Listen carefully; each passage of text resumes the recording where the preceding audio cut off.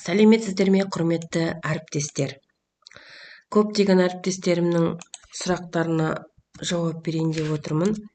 Енді информатиктердің оқу жылы біткенде бітіруші сыныптарға осындай аттестат жазып отырады.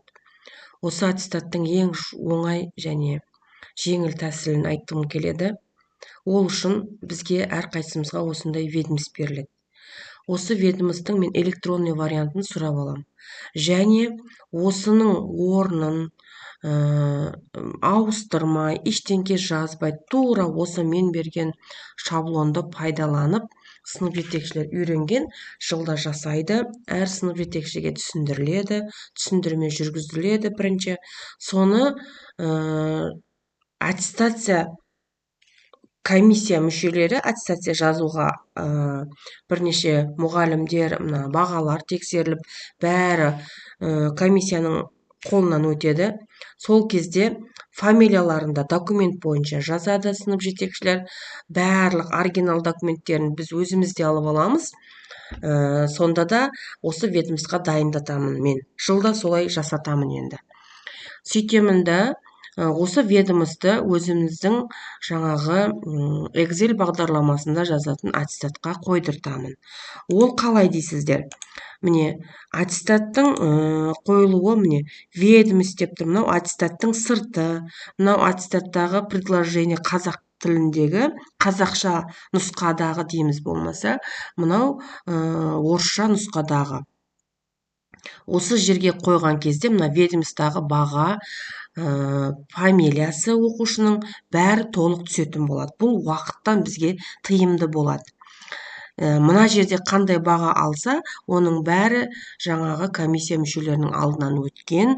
Бізге сол өткен бәріміз білеміз ғой, енді жылда аттестат жазып жүрміз, қарап жүрміз, істеп жүрміз. Тек бұл жерде уақыттан ұту бойынша айтамын. Енді бұлардың бәрін орнына жылжып кетпеу үшін өздеріңіз принтерден шығарып, тексеріп аласыздар. Ондай бір аса қиындығы жоқ, тек сіздерге жеңіл жолын айтқым келеді. Мен өзім жұмыс істегенде ең бірінші аттестаттың сыртын шығарып аламын.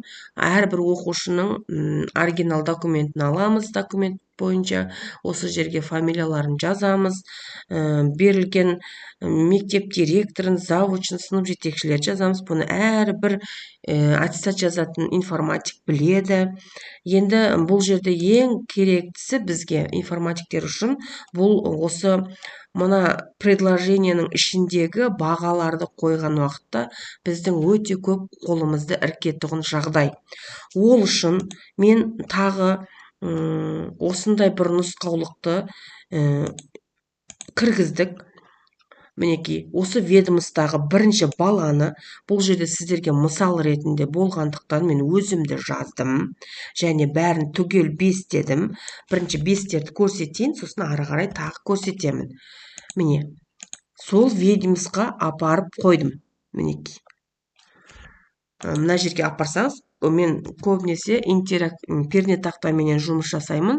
Сондықтан копировать вставитті клавиатурадан, болмаса перне тақтадан жасаймын. Ctrl-S, Ctrl-V, оның бәрін білесіздер деп ойлаймын. Және осының міне қойдық біздің бағаларды. Енді соны осы предложение қазақ тіліндегі нұсқаға қараймыз. Қарасаңыздар, автомат түрде фамилиясы қойылды, бағалары қойылды. Міне, бірақ но деген жері, бұл жерде сіздерде 9 класста бөлек, 11 класста бөлек болады таңдау пәні менен факультатив. Бұны өзіңіз қолменен жазасыздар. Және мектептің әкімшілігін, директорды және сынып жетекшісінің қолмен жазуды ұмытпаңыздар. Енді орысша жағында тура міне өзі автомат түсетін. Көрдіңіздер ма? Ең оңай жол. Ал мынаның да орысша қазақшасын өздеріңіз қолыңызбенен жазасыздар. Енді мен сіздерге 5-тікті көрсеттім. Енді сіздерге аралас баланы көрсетейін. Мысалы, мына бала аралас екен. Осы қалай жазылады көрейік кенеке. Ведомствоға барамын. Міне, осы жерге қоямыз. Бала шықты. Предложение қазақшаға келді. Міне. фамилиясы, аты шықты және бағасы, міне көрдіңіздер ме, автомат түрде түседі. Бұл біздің уақытымызды да тиімді ұстайды деп ойлаймын. Мынау қазақшасы, ал мынау орысшасы. Орысшасына да тура түседі.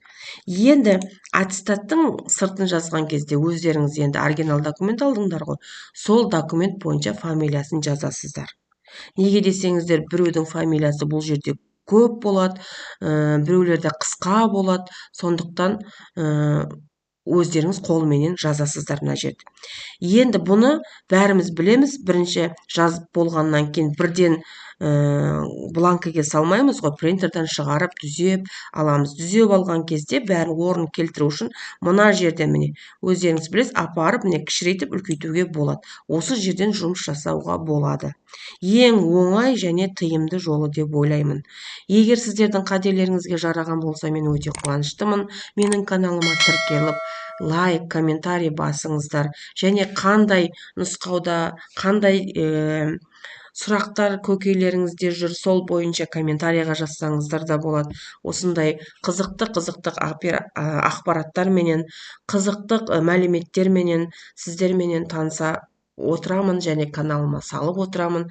Сондықтан менің каналыма тіркеліп, лайк басып кетіңіздер. Барлығыңызге информатиктер сәттілік тілеймін.